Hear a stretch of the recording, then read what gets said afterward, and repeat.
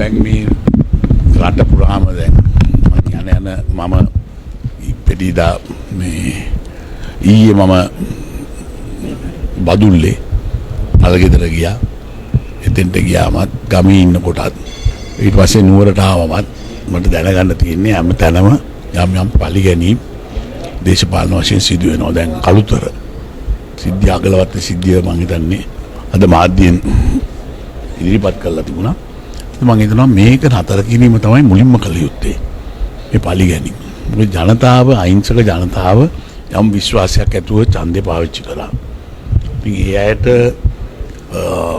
ලක්ෂ 57ක්. ඉතින් ඒ අයට මේ වගේ කරදර කළා මේක නෙමෙයි අපි බලාපොරොත්තු වෙන්නේ.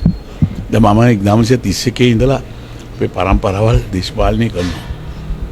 හැබැයි ඉතින් මේ පළවෙනි වතාව තමයි අපේ ගෙදර ඇවිල්ලා සර්ච් කරේ. ඉතින් ඒකේ බඩු තිබුණා නම් ප්‍රශ්නයක් නැහැ. එහෙම මුණු තිබිලා නැහැ. ඉතින් ඒක තමයි මේ දේශපාලන සදාචාරය තියෙන්න ඕන කියලා තමයි මම විශ්වාස කරන්නේ. යහපාලනය ගැන කතා කළා. අඩුවෙන්ම පක්ෂාත් මැතිවරණ ප්‍රචණ්ඩ ක්‍රියා අපි දැකලා තියෙන්නේ මේ මැතිවරණයෙන් පස්සේ. අපේ පාලිතවරක් පෙරුම මැතිතුමා කරලා තියෙන වරදක් නම් ඒකට වහාම තීරණයක් ගන්නට අපි පක්ෂයේම එකතු වෙලා ඒකමතිකව තීන්දුව කළා.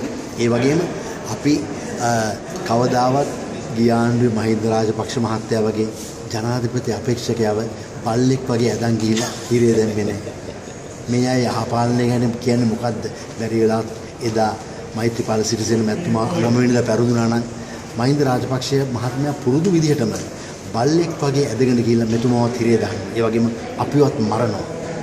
මෙහෙම පෙනි තියෙද්දි මේ අය කියන අපේ යහපාලනය නැහැලු.